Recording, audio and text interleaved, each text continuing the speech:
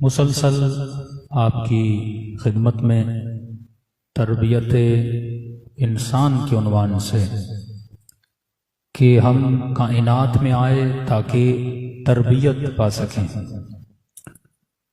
جو سوالات میں مجلس میں کرتا ہوں گھر میں جا کے کم از کم 10 منٹ اس پہ سوچا ضرور کریں، کیونکہ پریکٹیکل وہ مجلس ہو جائے گی، پھر آپ کو مزہ بھی آئے گا اور آپ کی فکر بھی روشن ہو جائے گی۔ کہ کل ایک سوال کا میں نے جواب دیا تھا کہ تربیت کس کی کرنی ہے؟ انسان کی۔ اور میں نے سوال کیا کہ انسان کیا نہیں ہے۔ ایک مرتبہ ہم یہ بتاتے ہیں کہ انسان کیا ہے، تو اس میں ہم کئی غلطیاں کرتے ہیں۔ کسی جوان کے ذہن میں شاید یہ ہو کہ میں انسان ہوں اس لیے کیونکہ میں کھاتا ہوں۔ تم کھاتے ہو کیونکہ تم پتھر نہیں، لیکن کھاتا تو حیوان بھی ہے۔ تو اگر تو کھاتا ہے یہ مقام انسانیت نہیں ہے، مقام حیوانیت ہے۔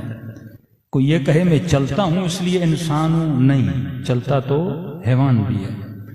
کوئی کہے کیونکہ میں شادی کرتا ہوں انسان ہوں، نہیں، شادیاں تو حیوانوں میں ہوتی ہیں، یہ بات الگ ہے، بیچ میں مولوی نہیں ہوتا، شادی تو ان کی بھی ہو جاتی ہے۔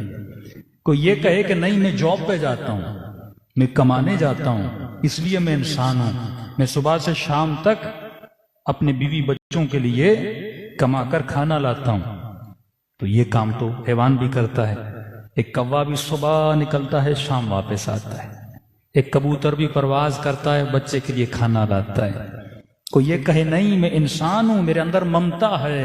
کوئی ماں کہے کہ میں پوری رات اپنے بچے کے لیے جاگتی ہوں۔ آپ حیوانات کو دیکھیں، وہ اپنے بچوں سے کتنا پیار کرتے ہیں۔ اگر تو پیار نہ کرے تو حیوان سے گیا گزرا ہے، اگر تو کمانے نہ جائے تو حیوان سے گیا گزرا ہے۔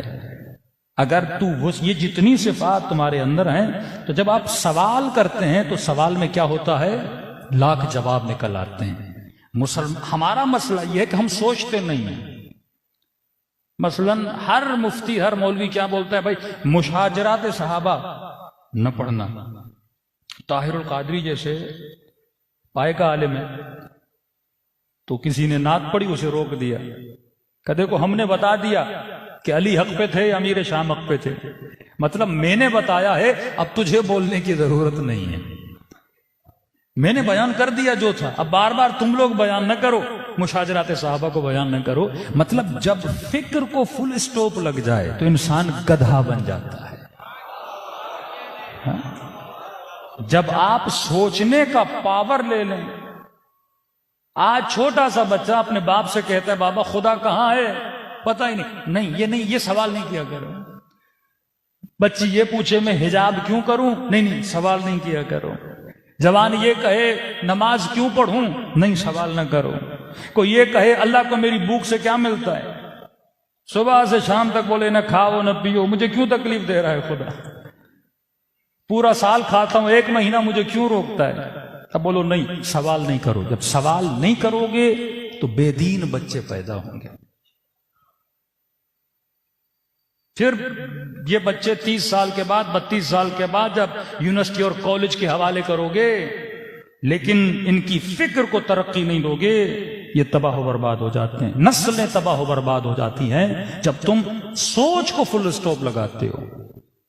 مسلمان کے تنزل کی وجہ یہ تھی کہ اس نے لوگوں کو سوچنے سے روک دیا۔ یعنی شیعہ یہ نہ سوچے میں شیعہ کیوں ہوں، سنی یہ نہ سوچے میں سنی کیوں ہوں، بریلوی یہ نہ سوچے میں بریلوی کیوں ہوں۔ آپ نے دیکھا ہوگا، یہ ایک چھوٹا سا کلپ تھا، ایک بھینس ٹرین کی پٹڑی پہ چڑھتی ہے، ٹرین اس کو ہٹ کرتی ہے، دوسری اسی کے پیچھے جاتی ہے، تیسری اسی کے پیچھے جاتی ہے۔ یہ حیوان کی عادت ہے کہ ایک بکری اگر نیچے گر جاتی ہے پھر بکریاں رکتی نہیں ہیں، ساری بکریاں اسی کے پیچھے، وہ بھی گرتی رہتی ہیں۔ چوہوں کے لیے آپ جال بچھاتے ہو، ایک چوہا پھنستا ہے دوسرا چوہا بھی آ جاتا ہے، وہ دیکھ رہا ہے اگلا پھنسا ہوا ہے، تنی میں بھی آؤں گا۔ کیا تو حیوان ہے کہ تو سوچے گا نہیں، تو غور و فکر نہیں کرے گا؟ واقعات ہوتے ہی اسی لیے تاکہ عبرت لو۔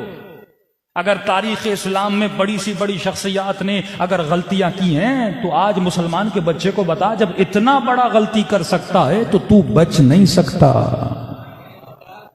تو بھی کر سکتا ہے۔ میں نے کہا انسان یعنی آدمیت کی اسٹارٹنگ ہو رہی ہے۔ حضرت آدم کے مثلاً 2 بیٹے حابیل و قابیل، بھائی بھائی کا خون کرتا ہے، تو اللہ کیا پیغام دے رہا ہے؟ مطلب جس انسان نے اپنی تربیت نہیں کی وہ اپنے بھائی کا قاتل بن سکتا ہے۔ کیا ہمارے گھروں میں جھگڑے نہیں؟ کیا خواتین میں لڑائیاں نہیں؟ کیا نند بہو کے جھگڑے نہیں؟ ایسے بھائیوں کو میں جانتا ہوں 8 سال گزر گئے ایک دوسرے کے گھر میں نہیں گئے۔ ایسی بہنیں ہیں جنہوں نے 15 سال سے ایک دوسرے سے باتیں نہیں کی، لیکن وہ تہجد بھی پڑھتی ہے، وہ حسین کی مجلس میں بھی آتی ہے، وہ مصائب امام حسین پہ بھی روتے ہیں۔ تو یہ غیر تربیت یافتہ ہے۔ حسین کے مصائب میں رونا کمال نہیں ہے۔ زیارت عاشورہ پڑھو کہ مصیبت اتنی بڑی تھی، چرند و پرند سب حسین پہ گریا کرتے ہیں۔ ہر مخلوق خدا امام حسین پہ گریا کرتی ہے، جو گریا نہ کرے اس کی فطرت میں مسئلہ ہے۔ بندہ ایک چھوٹا سا ڈرامہ بھی دیکھ لے نا، کوئی سیڈ سین ہو تو اس میں بھی وہ رونے لگتا ہے، وہ تو جھوٹی کہانی ہوتی ہے۔ ہندو بھی جب علی اصغر کے مصائب سنتے ہیں تو رونے لگتے ہیں، یہ فطرت کا تقاضا ہے۔ کمال بشر یہ ہے تو ایسی اپنی تربیت کر جیسی حسین نے کربلا والوں کی تربیت کی تھی، کہ تو کہہ سکے خدایا جس مقصد کے لیے تو نے مجھے کائنات میں بھیجا تھا میں نے اس مقصد کو کیا کیا؟ پورا کیا۔ تو سوال بڑی اہمیت رکھتا ہے۔ کچھ جوان کام کر رہے ہیں، بہت اچھا کام کر رہے ہیں، ہو از حسین کے نام سے۔ دیکھیے آپ جب اپنے لیے اچھے گول بناتے ہیں نا، یہ ہدف ہے۔ کچھ لوگ فضول اہداف بناتے ہیں۔ کئی جوانوں کو میں نے دیکھا مثلاً گیم کھیلتے ہیں، کوئی لوڈو کی گیم، پتہ نہیں نئی گیم، پوری رات لگے رہتے ہیں۔ بھائی تم 10 بار جیت بھی جاؤ تجھے کیا ملے گا؟ ٹائم ہی اپنا ضائع کر رہے ہو نا۔ یہ جوانوں کو چاہیے ایسے اہداف بناؤ جس سے نام اہل بیت کو روشن کرو، اپنے لیے اچھے گولز بناؤ۔ ان گول کو جب اچیو کرو گے تمہیں کیا ہوگی؟ خوشی ہوگی۔ مومن اپنے لیے اچھا گول بناتا ہے، بہت اچھا کام کر رہے ہیں۔ یہ بھی سوال ہے نا، ہو از حسین؟ حسین کون ہے؟ مسلمانوں کو بھی نہیں پتا کہ مولا حسین کی حقیقت کیا ہے۔ مظلومیت مولا حسین یہ ہے کہ مولا کے چاہنے والوں کو بھی نہیں پتا کہ مولا حسین کی مظلومیت کیا ہے۔ تو یہ ایک اچھا پیغام ہے، ہم ایک پازیٹو امیج دیں مکتب اہل بیت کی۔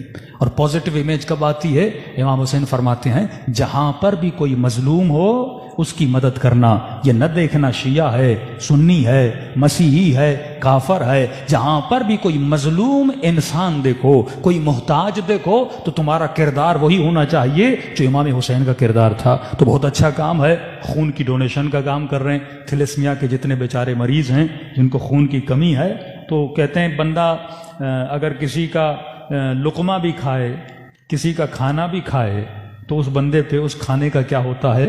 اثر ہوتا ہے۔ شیعہ نیاز کرتے ہی اسی لیے ہیں، اگر حسین کا کھانا کھائیں گے تو کچھ نہ کچھ حسین کی محبت بھی دل میں ہے۔ یہ ہو نہیں سکتا آپ کسی کا کھاؤ اور اسی کا گاؤ نہیں۔ تو اگر علی کے چاہنے والوں کا خون لوگوں کی رگوں میں جائے گا تو یقیناً کچھ نہ کچھ محبت مولا حسین اور مودت اہل بیت پیدا ہوگی، تو اس سے احساس پیدا ہوتا ہے۔ یہ وہی کام ہے جو آیت اللہ زکزکی نے اپنی کنٹری میں کیا۔ ملینز میں شیعہ نائجیریا میں کیسے بڑھے؟ انہوں نے یہی کیا۔ جب وہاں پہ کیونکہ یہ بہت اپنے قبیلے کے سمجھو سردار تھے، پیر تھے، مرشد تھے، جب یہ شیعہ بنے ان کو بھی شیعہ بنایا، تو پھر انہوں نے سوال کیا کہ ہم عزاداری کس طرح کریں۔ اصل عزاداری کا مقصد ہے پیغام امام حسین کو پہچانا نا، تو انہوں نے کہا عزاداری کس طرح کرے؟ افریقہ میں سب سے زیادہ جس چیز کی ویلیو تھی خون کی ویلیو تھی۔ تھیلیسمیا کے مریض بہت زیادہ تھے، خون مہنگا وہاں بہت تھا، تو انہوں نے کہا گاؤں گاؤں جاؤ، پیدل جاؤ، اس طرح سفر کرو جس طرح سیدہ زینب نے سفر کیا، اور گاؤں گاؤں جا کر پیغام دو جسے خون کی ضرورت ہے اسے ہم فری میں خون عطا کریں گے۔ گاؤں والے پریشان، ایک بوتل $100 کی ہو اور لوگ کہیں ہم فری میں دیں گے، 25,000 کی ایک بوتل، وہ کہیں ہم فری میں دیں گے، سارے گاؤں والے جمع ہو گئے، انہوں نے خون کی ڈونیشنز دی، وہ پریشان ہو گئے، تم ہمیں خون دے کیوں رہے ہو؟ اب آغا زکزکی کا جب یہ تم سے پوچھیں نا خون کیوں دے رہے ہو تو بولو ہم تمہیں لے کر جاتے ہیں اور تمہیں بتاتے ہیں۔ پھر سب کو وہ امام بارگاہ میں لے کر آئے، پھر آغا زکزکی نے بتایا کہ ہم خون دے کیوں رہے ہیں، کہ ہمارا خون تو کچھ بھی نہیں ہے، حسین نے انسانیت کے لیے کربلا میں اپنے اکبر کا خون قربان کیا تھا۔